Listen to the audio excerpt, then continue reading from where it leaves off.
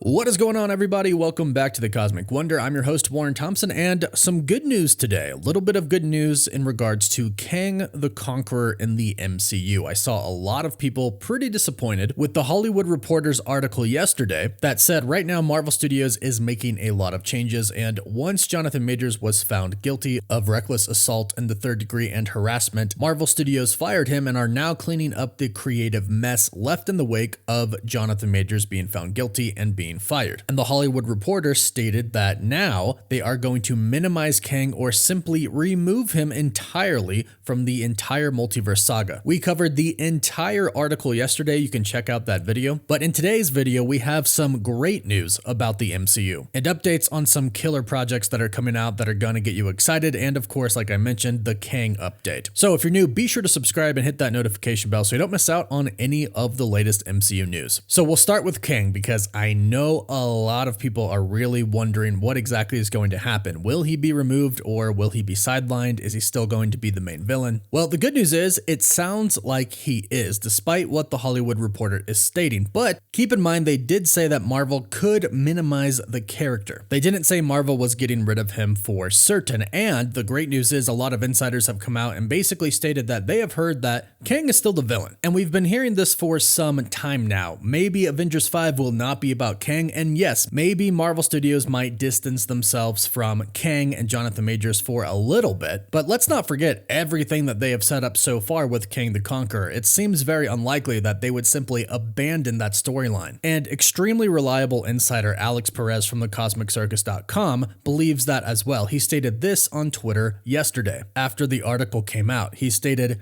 "I can get Marvel trying to distance itself from an actor after a firing. But let's not sit here and pretend that Kang is not a compelling villain that can easily be recast thanks to its own multiverse/variant failsafe mechanism. And to think he's been removed is erroneous." So he flat out says, if you think Kang has been removed from the MCU, from the multiverse saga, that is wrong. That is wrong thinking. So that's a pretty clear message that Kang isn't going anywhere. Again, he might be sidelined for a little bit so Marvel Studios can distance themselves from the negativity that came out of the Jonathan Majors trial, but that doesn't mean that he's simply erased from the MCU. And again, that would be really hard to do considering what they have set up so far. Which brings us to our next two topics: Carol Danvers, aka Captain Marvel, Doctor Strange, and Wanda, the Scarlet Witch. And also Shang-Chi, because what Marvel Studios has set up already is Kang's influence on our universe, the 616 universe. The 10 rings, in which the origin of how Wenwu discovered them was never actually revealed, is believed to be Kang tech. The same thing goes with the bangles that Kamala Khan has. According to Alex P., another report that he did yesterday, he stated, regarding Carol's return, who do you think is currently investigating the quantum bands from the civilization older than the Kree? So that is what Captain Marvel is doing right now in the MCU after the Marvels, after she has come in contact with the Bangles. And keep in mind, they have both now, and they are multiversal tools. So that is a direct connection to Kang the Conqueror, because remember, he can time travel. It's not that he can just multiverse travel, but he can also travel in time in a universe. That is why we have the Rama Tut variant of him, because he went back in time at some point to the early ancient Egyptian times and he became Pharaoh. So there are little pieces connected to Kang spread out all throughout the MCU. And these stories have already been set up in a pretty big way. In the post-credit scene for Shang-Chi and the Legend of the Ten Rings, they were investigating the Ten Rings, and who was there?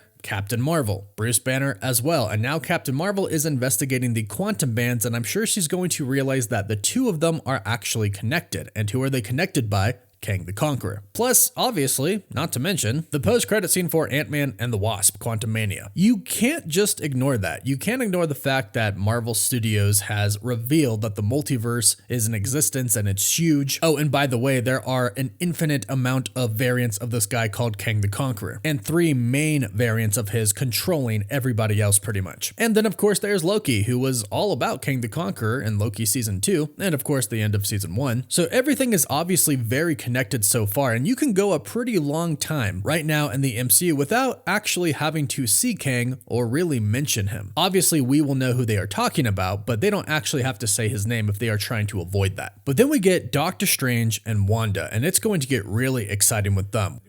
We'll talk about that in just a bit, but first, big thank you to Factor for sponsoring this video. If you want fresh, nutritious, and extremely great tasting food that you don't have to prepare yourself, that can be ready to eat in just minutes, then Factor is perfect for you. Factor has been a complete game changer for me. They make eating healthy super easy no matter what your diet is, whether it's keto, vegetarian, vegan. If you want to eat protein-focused meals, they have Protein Plus meals. These are chef-crafted, restaurant-quality meals designed by dietitians. So every meal you get is packed with premium, science-backed nutritional quality. And Factor makes it so easy for you, it's no wonder why they're America's #1 ready-to-eat meal delivery service, with a full menu of over 35 weekly meals to choose from and 60 plus add-ons, including snacks, smoothies, and more. How it works is you literally just pick your meals, they arrive at your doorstep, and all you gotta do is heat them up. Usually takes about 2 minutes, and they are ready to eat. It is that simple. And right now, you can get 50% off your first box of chef-prepared, ready-to-eat meals plus 2 free wellness shots for life per box with an active subscription. Just go over to factormeals.com/cosmicwonder50 and use code CosmicWonder50. That's factormeals.com/CosmicWonder50.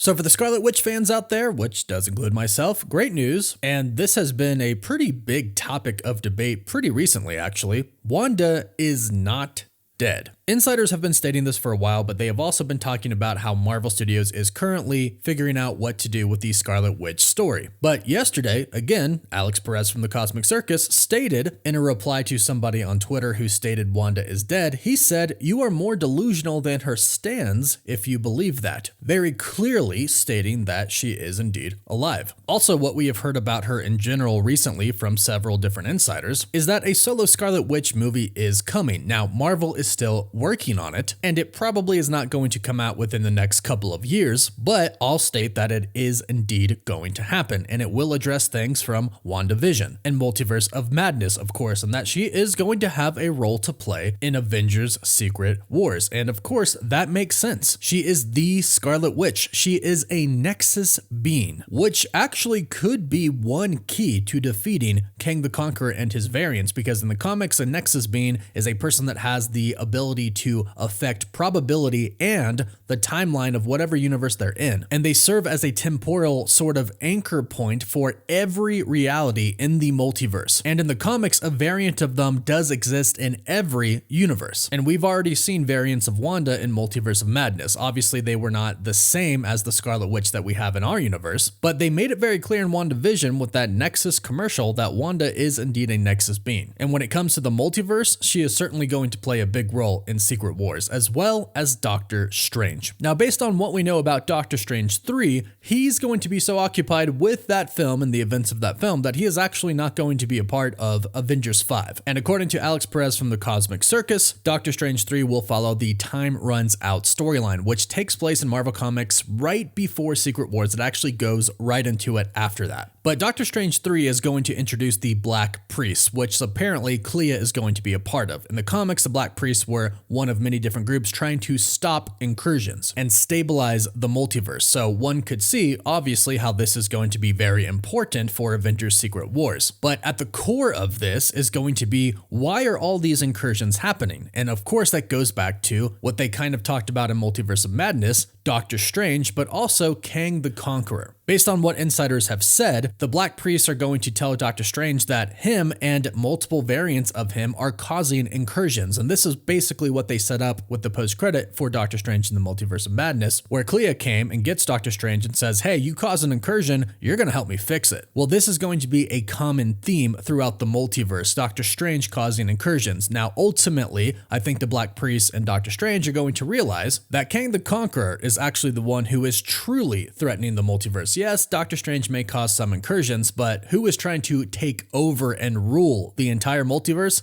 Kang. And that, of course, is based off of everything that has been set up so far, specifically that Quantumania post-credit scene. So it would be really, really hard for Marvel to move away from Kang. In fact, apparently Doctor Strange 3 and Avengers 5 is going to take place at the same time. Alex Perez states that this is kind of why the Avengers are going to lose, because Doctor Strange is not going to be there to help them. And it doesn't seem like they're going to keep the name the Kang Dynasty. However, Kang is still probably going to be behind everything. So while Doctor Strange 3 is happening, things are going to be happening with the Avengers on our main 616 timeline on Earth that are also going to show the Black Priests, hey, Doctor Strange wasn't even there, but stuff is going down. Who's responsible for that? Well, Kang. So again, this would be really hard to move away from, and Marvel Studios already developed their plan for the Multiverse Saga to have Kang be the villain. So it sounds like, hopefully, Kang is not going to be completely removed. He simply won't be talked about for probably a couple of years. But there's good news to that. The Kang Dynasty was not supposed to come out until May 1st of 2026. That's more than 2 years away. Again, I don't think they're going to title it the Kang Dynasty still, and I'm personally a big fan of the title Avengers Reassemble, because right now we really don't have an Avengers team. But at the same time, just because it's not titled the Kang Dynasty doesn't mean that Kang won't be behind it. 2 years is a pretty long time, probably enough for people to kind of not necessarily forget, but get that bad taste out of their mouth about Jonathan Majors being found guilty and fired from Marvel Studios. And I'm talking about from both parts, because obviously there are those people who are happy that Jonathan Majors got fired, but are really sad that he did that. And then there are those people who still believe that he was actually innocent and believe that he shouldn't have been fired. 2 years is a long time, long enough for everybody to kind of get past the situation, I would say. But let me know all of your thoughts about this in the comments down below. What do you think about all this news and how everything still kind of connects to Kang? Leave your thoughts down below. Please don't forget to like the video and subscribe so you can stay up to date on the MCU. And if you subscribe and leave a comment, you are automatically entered in our giveaway for a chance to win an Xbox Series X, some Marvel Legends items, and some DC items as well. The winner gets to pick one item, and we pick one winner at the end of each month. As always, thank you all so much for watching.